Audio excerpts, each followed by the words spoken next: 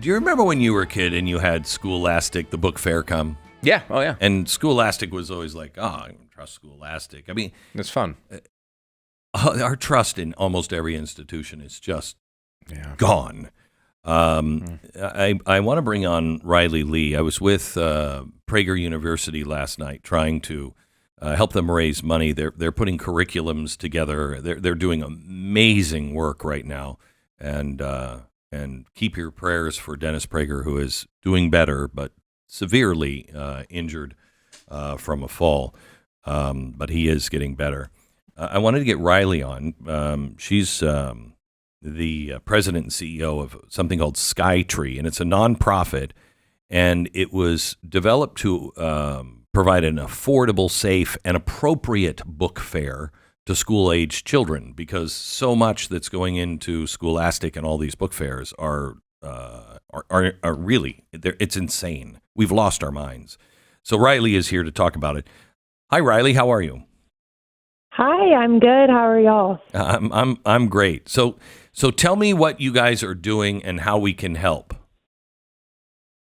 Yeah, thank you so much for having us on today.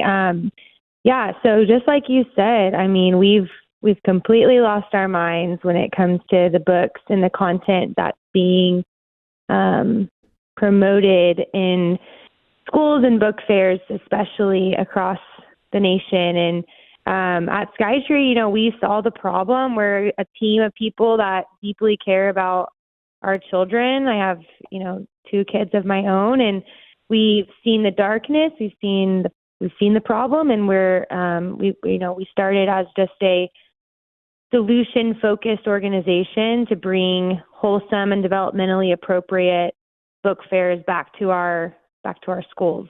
So, are you bringing a bunch of new titles? Are you bringing back old titles? What exactly is your fair? What's different with your book fair than, let's say, Scholastic? For sure. So our book fairs feature titles both old and new. So we screen all of our titles. So unlike Scholastic or other book fair companies, we're dedicated to making sure that all of our content is educationally suitable for our children, developmentally appropriate, and free of pornography and adult themes, which you feel like you shouldn't even have to say. Right. But if you look, we have an education suitability report that we put together, and you look at some of the books, especially that are published by Scholastic, and especially in that middle grade level, and they're highly pornographic. And so our books, we screen for all of that, and we work with 35 plus publishers to curate a collection of titles that both old classics while introducing new characters to these students. So I'm so concerned. I heard a stat the other day that people under 40. Only 25% could pass the immigration test that everybody has to take if you're coming in and you're going to be a citizen. You're asked certain questions. Only 25% of American citizens can pass this.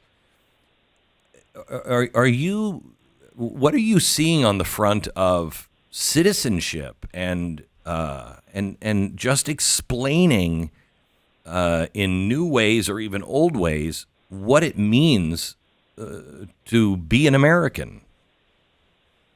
Yeah, a lot of the content out there is promoting, ideas that America is bad or, just a lack of love for our country. And so we do have titles in our collection that, from Dr. Ben Carson and other authors that promote the true history of America and just what we feel that, everyone should love our country. And so, at the end of the day, we know that children learn best through stories and songs. And stories especially, just really, I see it with my daughter already. She's only 2. But I'll tell you just a story from her school. They had a Scholastic Book Fair at their preschool, and they had a book called Red, a Crayon Story at the fair.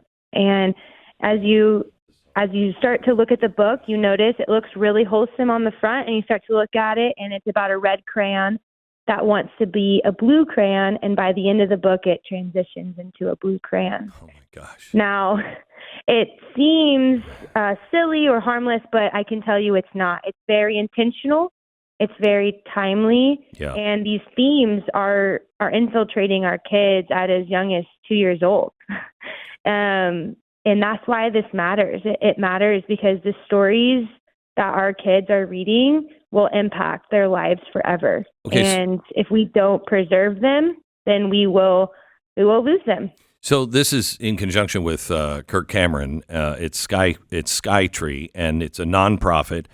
How do you get this into your school?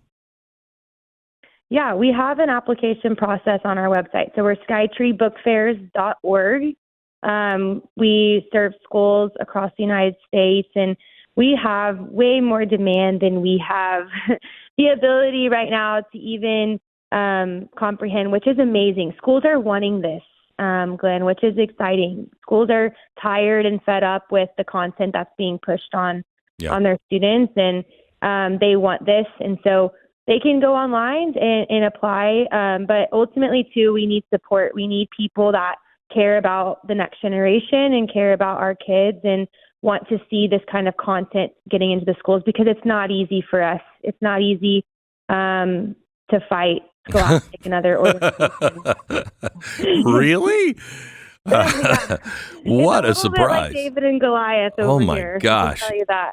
It's part of the machine, just absolutely part of the machine. Yeah.